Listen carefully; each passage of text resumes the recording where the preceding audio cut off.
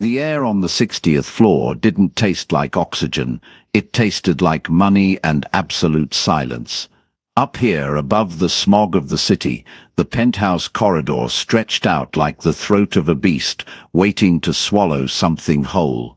The carpet was thick enough to bury a sound, and the shadows between the amber lights were heavy, behaving less like an absence of light, and more like a living, breathing presence.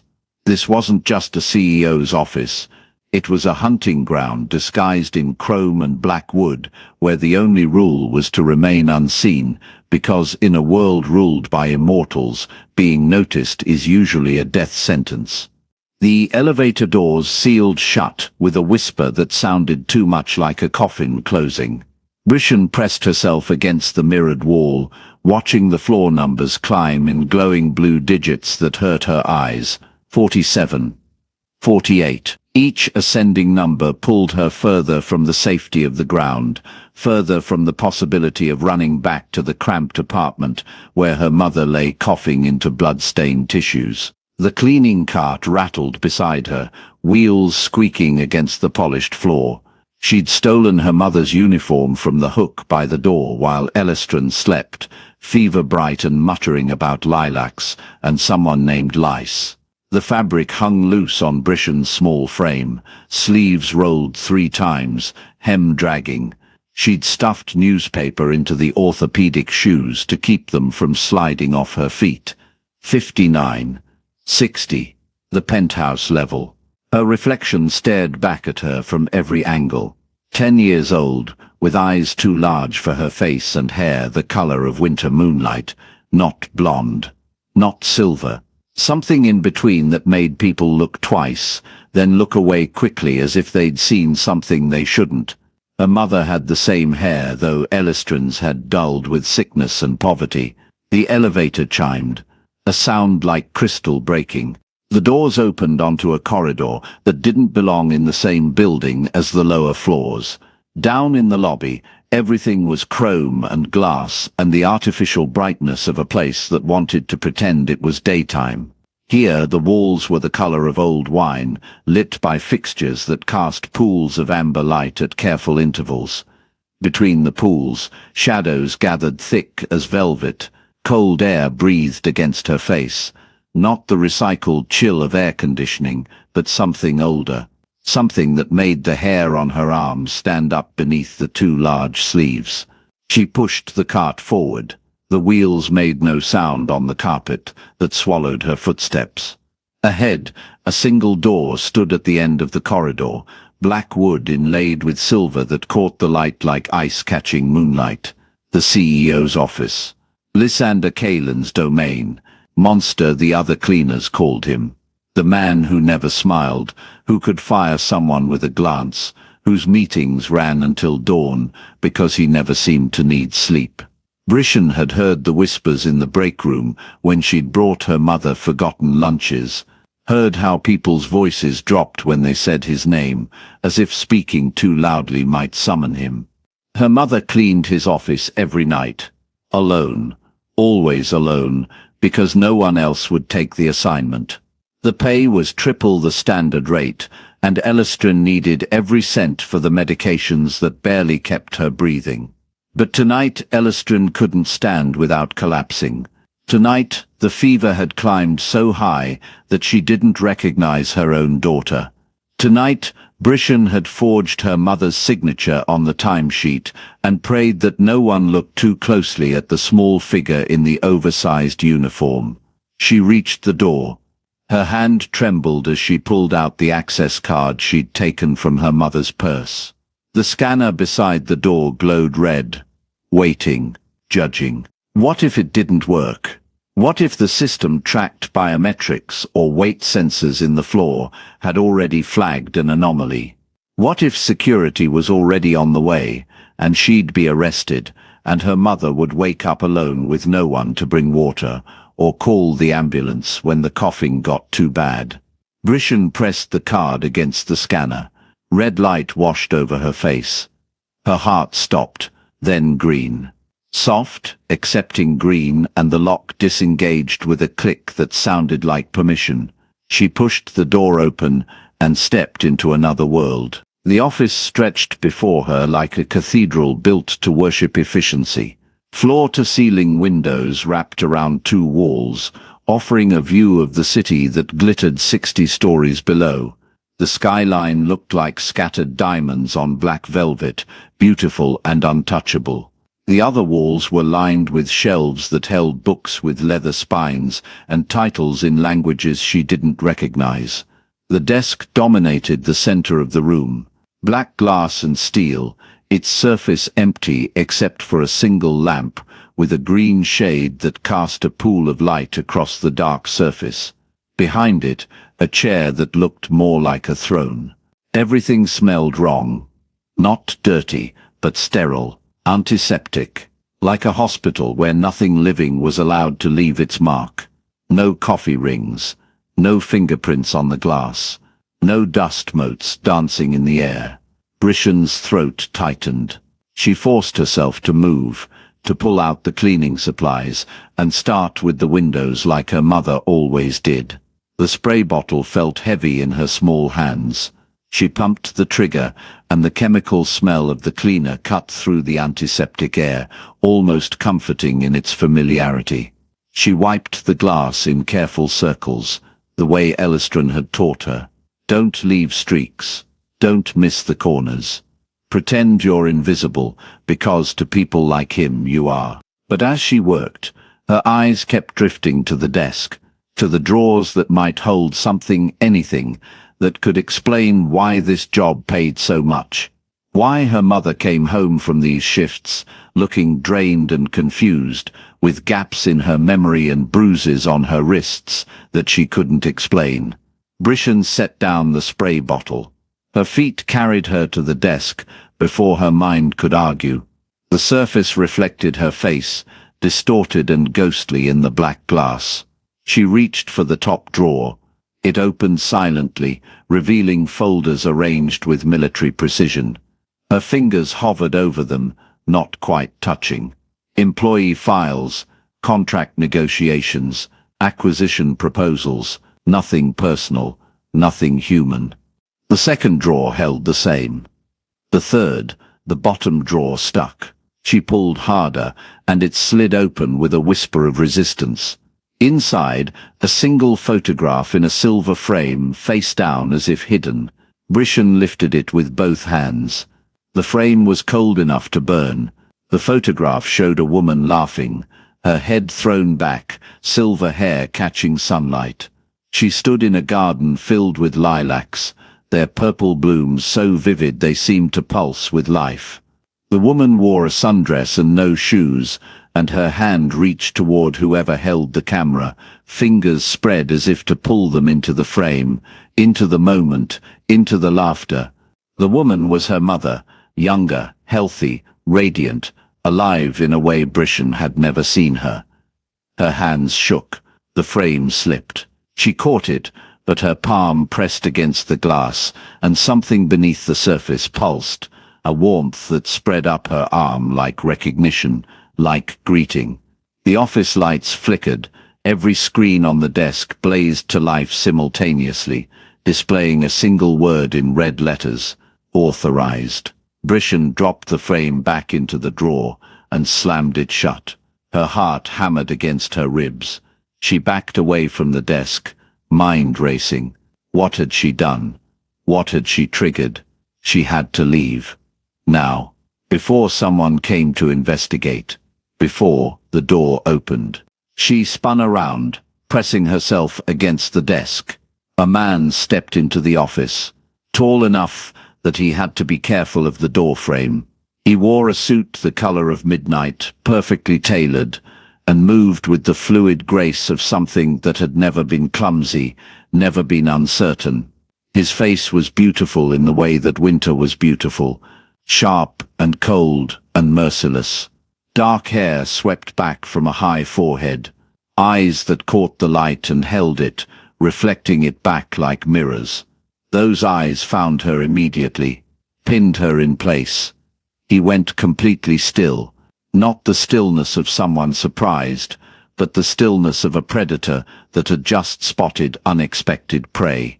The silence stretched. Brishan couldn't breathe, couldn't move, could only stare as his expression shifted through emotions too quick to name. When he finally spoke, his voice was soft, dangerous, the kind of soft that preceded violence. Turn around. Brishan's lungs refused to work. The command hung in the air between them, sharp as broken glass. Turn around. She couldn't. If she turned, he would see her face, see her eyes, the golden rings that marked her as something impossible, something that shouldn't exist in his world of pure bloodlines and ancient hierarchies. But disobeying him felt equally impossible. The weight of his presence pressed against her like a physical thing, heavy and cold and absolute. This was the man who ruled from the top floor, the one her mother cleaned for in the dead hours, moving through his spaces like a ghost, careful never to disturb, never to be seen. Brishan's fingers found the edge of the desk behind her. The wood felt solid beneath her palms, real, the only anchor in a moment that had tilted sideways into nightmare. I won't ask again. His voice dropped lower, silk over steel. She turned, slowly, her body moving through the motion like wading through deep water, every second stretching into eternity. The city lights behind her cast her shadow long across the floor. She kept her head down, chin tucked, hair falling forward to curtain her face. Maybe in the darkness, maybe with the backlight, he wouldn't see clearly. Maybe, look at me. The command carried something else now. Not anger, something stranger. His voice had changed, gone tight and breathless, in a way that made no sense for someone so powerful, so utterly in control. Brishan lifted her head. The moment their eyes met, the air in the room changed, became charged. Electric, like the seconds before lightning strikes, when every hair on your body rises and the world holds its breath. He took a step back, actually stumbled. His shoulder hit the doorframe, and his hand shot out to steady himself, fingers splaying against the wood. For 3 heartbeats, he just stared at her, his face gone completely blank. Then his expression cracked, shattered, reformed into something that looked like pain. No, the word came out rough. Broken. That's not possible. Brishan's throat closed. She wanted to run, but her legs wouldn't obey, wanted to speak, but had no words. Could only stand there as he pushed away from the door and moved toward her with steps that ate up the distance too quickly. He stopped just beyond arm's reach. Close enough that she could see the way his chest moved with breaths he probably didn't need. Close enough to catch the scent of him, winter and old paper and something darker, something that made her hybrid blood sing with recognition, even as her human half screamed danger. Your eyes. His voice had gone soft again, but different now, wondering, almost reverent. Where did you get those eyes? She couldn't answer, couldn't form words around the terror lodging in her throat. He crouched down, slowly, deliberately, bringing himself to her level, though even kneeling he was tall enough that they were nearly eye to eye. This close, she could see the details her mother had never mentioned. The way his irises caught the light and reflected it back in shades of silver and deep blue. The sharp line of his jaw. The small scar, almost invisible, cutting through his left eyebrow. The rings. He reached out, then stopped himself, his hand hovering in the air between them. Gold rings around the pupil. Do you know what that means? Do you understand what you're showing me? Brishan shook her head. A tiny motion. A lie. It's the royal mark. His hand dropped, the bloodline signature of the first house. My house. But that's impossible because I have no children. I've never... He stopped. His eyes widened. What's your name? Brishan. It came out as a whisper. Brishan. He repeated it, like he was testing the weight of it. And your mother, what's your mother's name? The question landed like a blow. Brishan's heart kicked against her ribs. She thought of her mother in their tiny apartment, asleep in the bedroom with its peeling wallpaper and the window that wouldn't quite close. Thought of the way Elistran never spoke about the past, never mentioned Brishan's father, deflected every question with practiced ease. "I can't." Her voice broke. "Tell me." Not a command now, a plea. His composure was cracking, piece by piece, revealing something raw beneath. "Please." Elestran. The name escaped before she could stop it. Elestran Yarrow. The effect was immediate. Devastating. He rocked back on his heels, like she'd struck him. His face went through a series of expressions too quick to track: shock, recognition, anguish, fury. His hands clenched into fists against his thighs. Elestran. He breathed the name like a prayer, like a curse. "She told me, they said she was dead. After the memory wipe, after they..." He stopped. Swallowed hard. "You're hers. You're her daughter." Brishan nodded.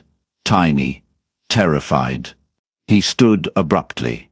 Turned away. Paced to the window and pressed his palms against the glass, his shoulders rigid beneath the perfect lines of his suit. The city sprawled below them, oblivious. Millions of lights, millions of lives. None of them aware that something fundamental was shifting in this room, in this moment. "How old are you?" His voice was carefully controlled now, too controlled. 10. His shoulders tensed. 10 years. A decade. He laughed, but there was no humor in it. Only bitterness. "They told me she died in the procedure, that the memory wipe had complications, that she..." He stopped, drew in a breath that shuddered. "They lied. The council lied to me." Brishan didn't understand, couldn't piece together what he was saying. Memory wipe, council. But the pain in his voice was unmistakable. Real. It made him seem less like the untouchable CEO, and more like something breakable. He turned back to face her. His eyes were bright. Too bright. "Does she remember me? Your mother? Does she speak of me?" "No." The word came out small. Honest.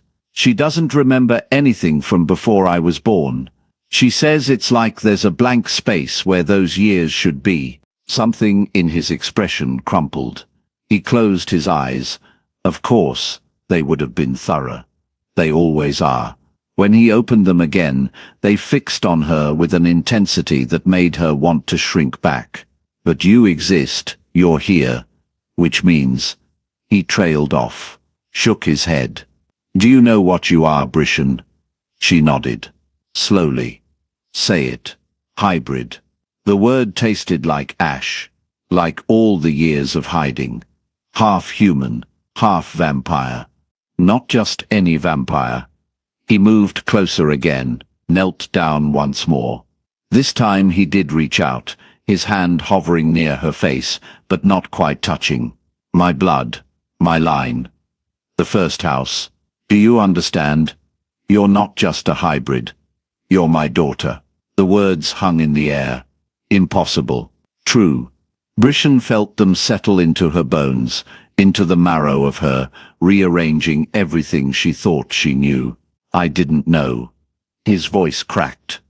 "I swear to you I didn't know. If I had known, if I had even suspected." He stopped, drew back.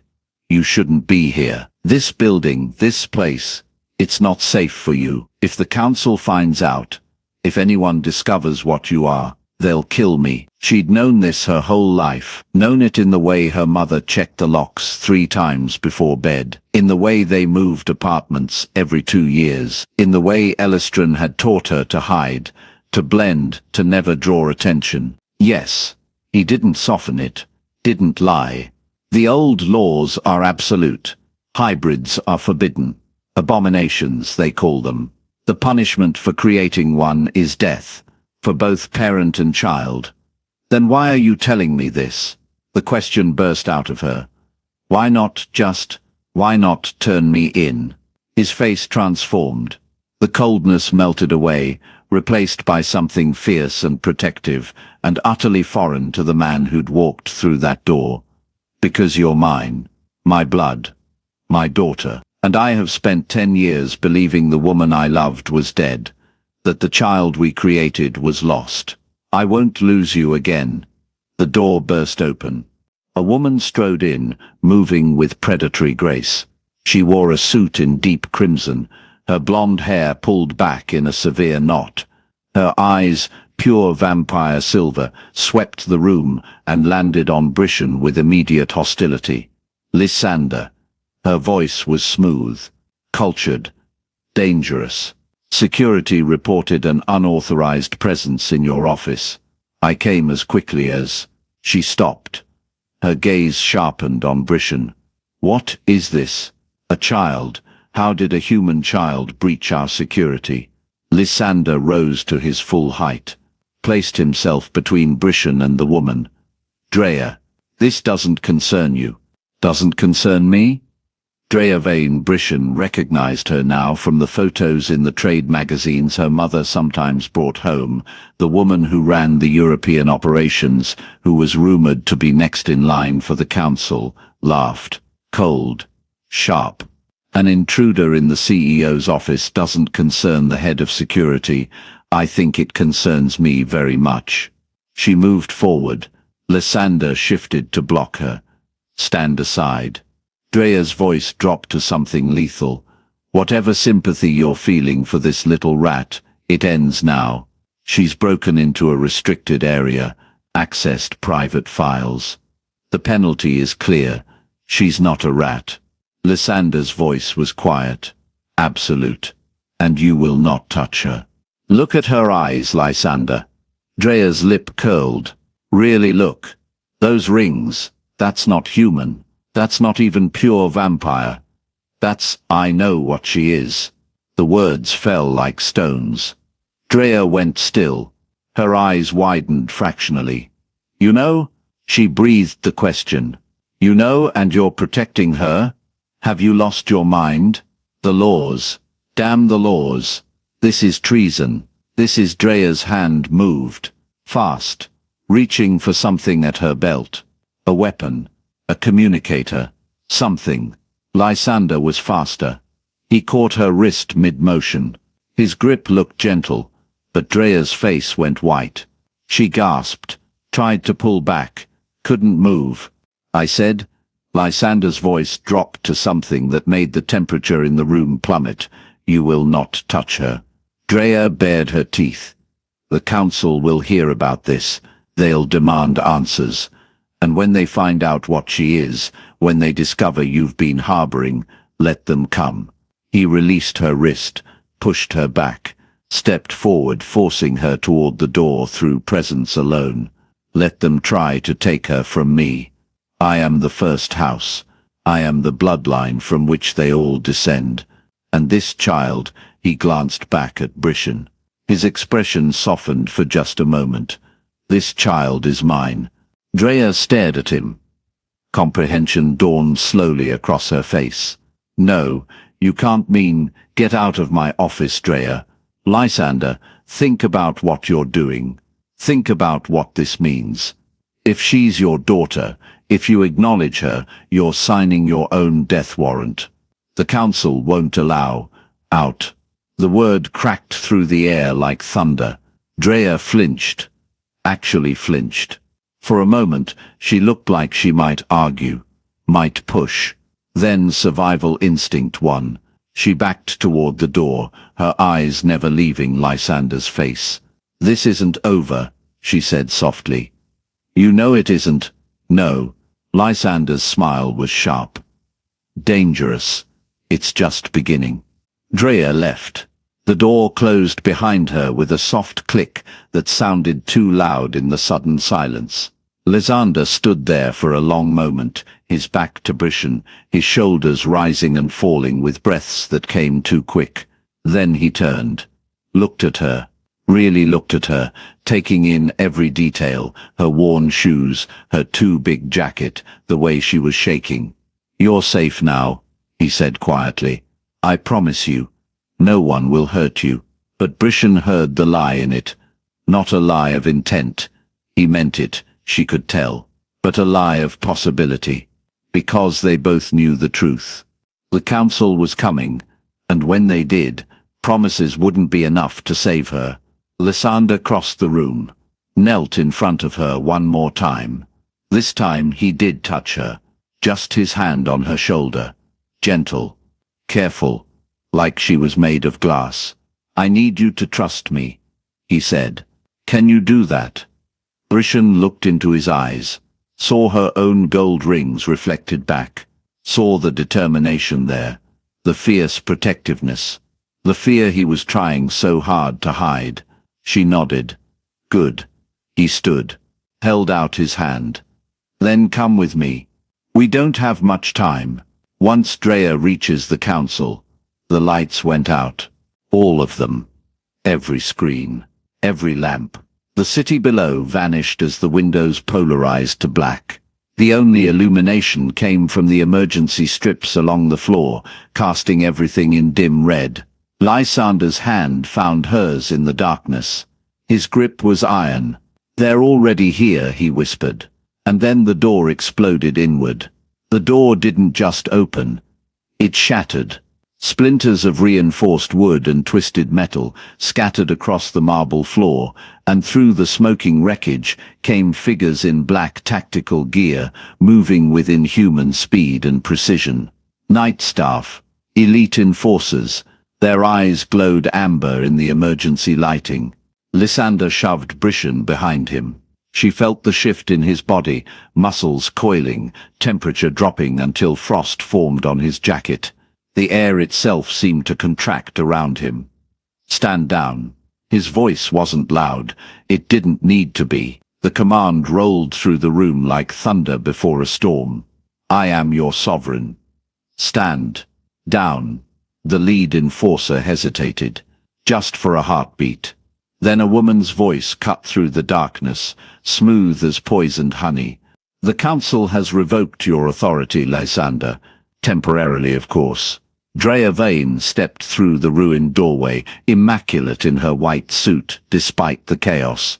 Her smile was sharp enough to draw blood. "Harboring an unregistered hybrid is a capital offense, even for you." Brishan's fingers dug into the back of Lysander's jacket. She could feel the tension vibrating through him, could smell the ozone scent that meant his power was building. The emergency lights flickered, dimmed, the temperature plummeted. "You have no proof," Lysander said. Each word was carved from ice. "Don't I?" Drea gestured, and one of the enforcers produced a tablet.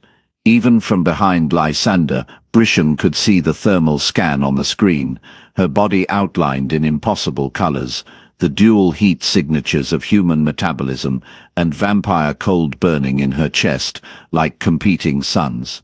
"Biometric analysis from your own security system, blood type anomalies, cellular regeneration rates. Shall I continue?" The floor beneath Brishan's feet was so cold now it burned through her worn sneakers. Lysander's hand found hers again, squeezed once. A message. "Trust me. The child is under my protection," he said. "Remove yourselves from my tower. Now." Drea laughed. Actually laughed, the sound bright and terrible. "Your tower? Lysander, you misunderstand. The council owns everything, including you." She took a step forward. The enforcers moved with her, a synchronized wave of predatory intent. "The hybrid comes with us. You can cooperate and retain some dignity, or we can make this unpleasant. Your choice." Brishan felt Lysander's grip tighten, felt the moment he made his decision. It happened in the space between heartbeats, his hand releasing hers, his body shifting forward, and then he moved. She'd never seen anyone move like that. One moment he was standing in front of her, the next he was across the room, his hand around Drea's throat, lifting her off the ground. The enforcers rushed forward, but Lysander's other hand swept out, and 3 of them went flying, their bodies hitting the walls hard enough to crack the reinforced concrete. "You forget yourself, Drea." His voice was quiet again, deadly. I am not some corporate figurehead. I am the first, the progenitor. I have walked this earth for centuries, while empires rose and fell. Do you truly believe your council can command me? Drea's face was turning purple, but she managed to choke out words. Kill her, and you prove them right. Lysander froze. His eyes, black now, no white left at all, flicked to Brishan. She saw the war happening behind them, the monster and the man fighting for control. Please. Brishan's voice came out small, scared. Please don't. She wasn't sure what she was asking for. Don't kill Drea? Don't lose yourself? Don't leave me alone? Maybe all of it. Lysander's hand opened. Drea dropped, gasping, clutching her throat. The remaining enforcers had their weapons trained on him now, sleek silver things that hummed with ultraviolet energy. Vampire killers. Stand down, Drea rasped. All of you, stand down. The enforcers didn't move, didn't lower their weapons, but they didn't fire either. Drea straightened, smoothing her suit with shaking hands. When she looked at Lysander, something had changed in her expression. Fear, yes, but also a strange kind of respect. The council wants the hybrid. That's non-negotiable. But, she paused, calculated. But perhaps we can discuss terms, if you're willing to cooperate fully. Submit to investigation. Prove your ignorance of her existence. No. Lysander's voice was steady now, human again. No terms, no negotiation. The child stays with me. Then you're a traitor to your own kind. Perhaps. He moved back to Brishan, positioned himself between her and every weapon in the room. Or perhaps I'm finally remembering what it means to be more than a monster in a suit. Drea's eyes narrowed. You'll lose everything. Your company. Your seat. Your legacy. I've already lost everything that mattered. His hand found Brishan's again. Warm now. Steady. I won't lose her too. The silence stretched. Brishan could hear her own heartbeat, too fast, too loud. Could hear the electric hum of the weapons.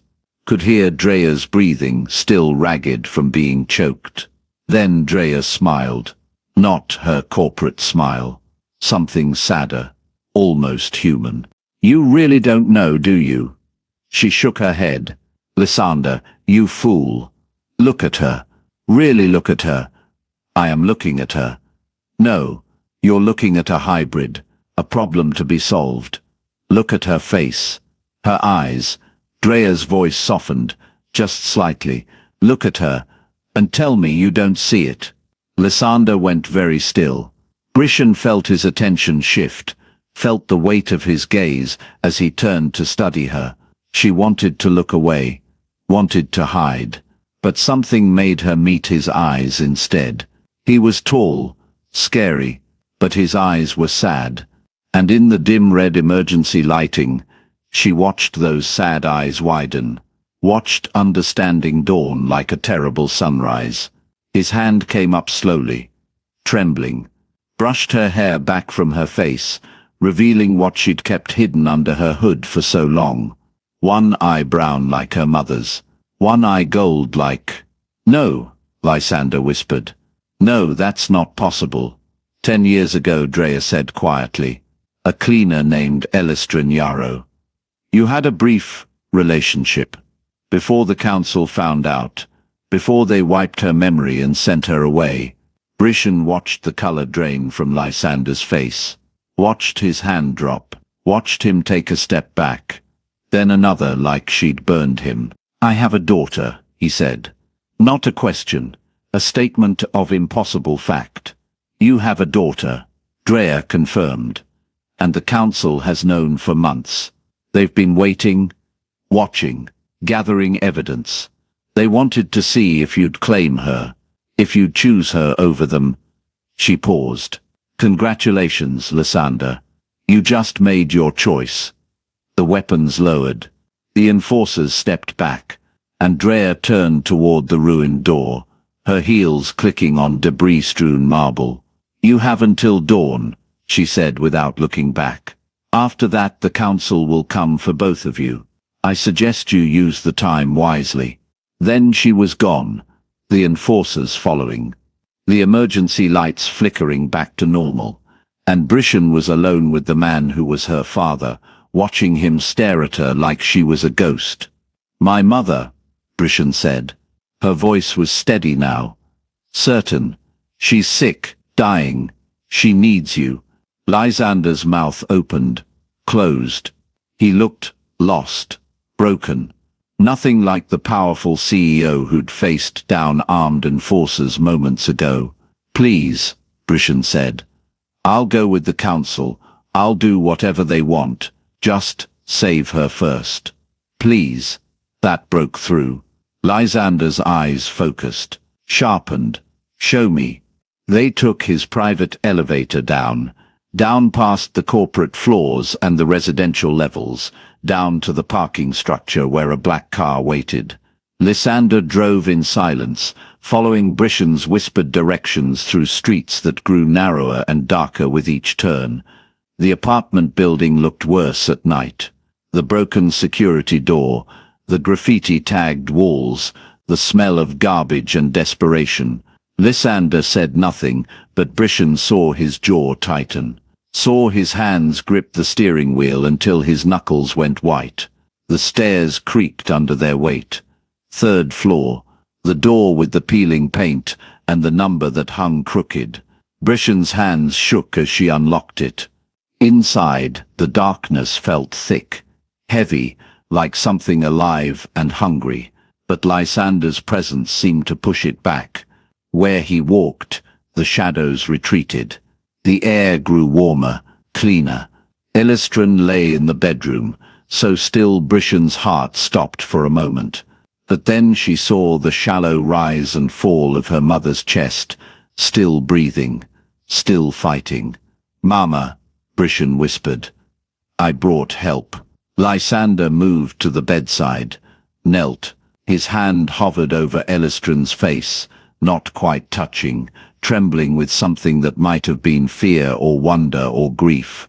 "I remember," he said softly. "I remember her laugh, the way she hummed while she worked, the way she looked at me like I was just a man, not a monster." His voice broke. "They took that from her, from both of us." He touched her then, just his fingertips against her temple, and Brishan watched her mother's eyes flutter open, watched confusion give way to recognition, watched tears spill down hollow cheeks. "Lysander." Lystran's voice was paper-thin. "But how?" "I'm here," he said. "I'm so sorry. I'm here now." He bit his own wrist, let his blood, dark and ancient and powerful, drip between her lips. Brishan watched her mother's body convulse once, twice, then go still, watched color return to her face, watched the shadows flee the room entirely, banished by something stronger than darkness. When Elistran opened her eyes again, they were clear, bright, alive, and Lysander gathered both of them close, his daughter and the woman he'd loved, and held them as dawn broke over the city outside, held them as the world changed, held them like he'd never let go. The council would come. There would be consequences, battles yet to fight. But for now, in this small room that smelled of hope instead of death, they were whole, they were family, they were home.